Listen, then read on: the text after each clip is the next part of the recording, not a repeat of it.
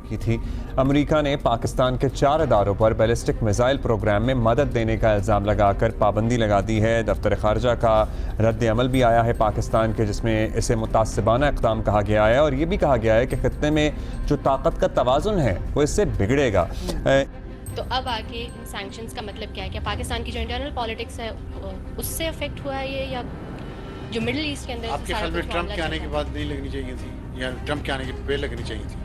Trump के आने पे भी नहीं लगनी चाहिए थी, लेकिन एक एडमिनिस्ट्रेशन जब वो जा रही है, देखिए जाते जाते इस तरह का इकदाम। मैं आपको एक अमेरिका ने पाकिस्तान के लॉन्ग रेंज मिसाइल प्रोग्राम पर सैंक्शंस लगा दिए हैं। इस पर पाकिस्तान की जनता और एक्सपर्ट्स भारत पर गुस्सा हो रहे हैं। देखते हैं क्यों।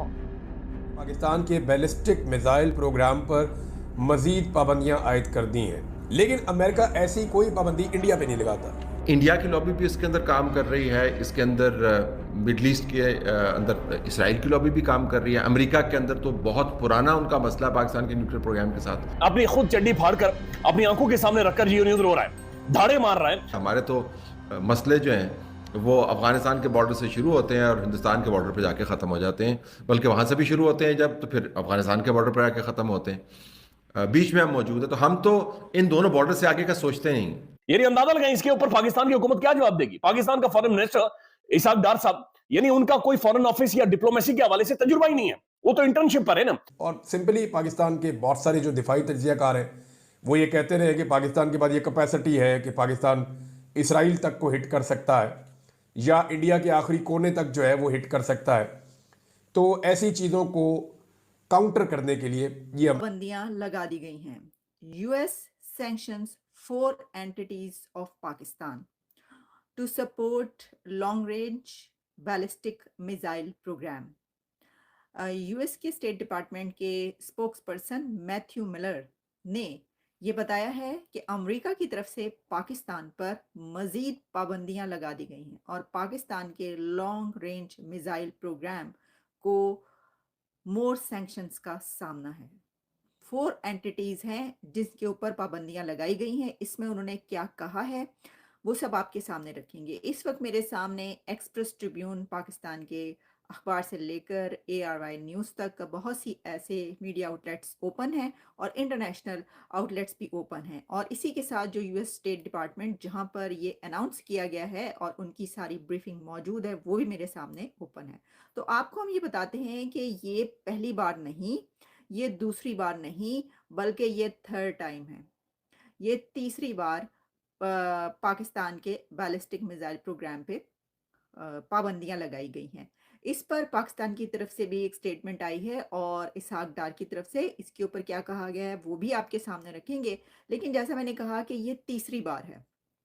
इससे पहले अभी कुछ दिन पहले जो अमेरिका की तरफ से पाकिस्तान के ऊपर पाबंदी लगाई गई थी, यानी जो प्रोग्राम है उसके ऊपर जो पाबंदी लगाई गई थी उसमें चाइना की 4 कंपनीज थी जिनको बैन किया गया था, और चाइना की उन कंपनीज को बैन किया गया था जिन्होंने इस सिलसिले में पाकिस्तान को सपोर्ट किया या पाकिस्तान के इस प्रोग्राम को सपोर्ट किया या उनकी तरफ से उन्होंने जो भी इसके अंदर जो है वो प्रोवाइड किया। तो चाइना की उन कंपनीज को जो है वो उसके ऊपर उन्होंने सैंक्शंस लगाई थी, बैन लगाया था। और अब जो है ये थर्ड टाइम है कि अब डायरेक्ट उन्होंने पाकिस्तान को ही बताया। जैसा कि मैंने कहा कि इस वक्त मैं देख रही हूँ कि एक्सप्रेस ट्रिब्यून ये बता रहा है कि US sanctions for Pakistan entities. इसमें कहा क्या उन्होंने, in the light of continuing proliferation threat of Pakistan long range missile है कि हमने एडिशनल सैंक्शंस लगाई हैं। इससे पहले भी जो है वो सैंक्शंस लगी हैं। कुछ अरसे के बाद, हर कुछ अरसे के बाद अमेरिका जो है वो पाकिस्तान के ऊपर सैंक्शंस लगा रहा है। इसके ऊपर बात करते हैं कि ऐसी क्या वजह है कि पाकिस्तान के बैलिस्टिक मिसाइल प्रोग्राम पे सैंक्शंस लग रही हैं। भारत को अलाउड है कि वो 7000 किलोमीटर तक भी अपने जो इंटरकॉन्टिनेंटल बैलिस्टिक मिसाइल है उसके तजर्बे कर सकता है। लेकिन पाकिस्तान के बैलिस्टिक मिसाइल प्रोग्राम जिनकी रेंज जो है, मिसाइल प्रोग्राम की रेंज 2800 किलोमीटर, यानी कि भारत के एक आखिरी हिस्सा जो है उस तक है। लेकिन फिर भी हमारे जो मिसाइल प्रोग्राम पे सैंक्शंस लगना और भारत को ये अलाउ करना कि अगर उसका मिसाइल यूरोप भी पहुंच जाए तो कोई मसला नहीं है।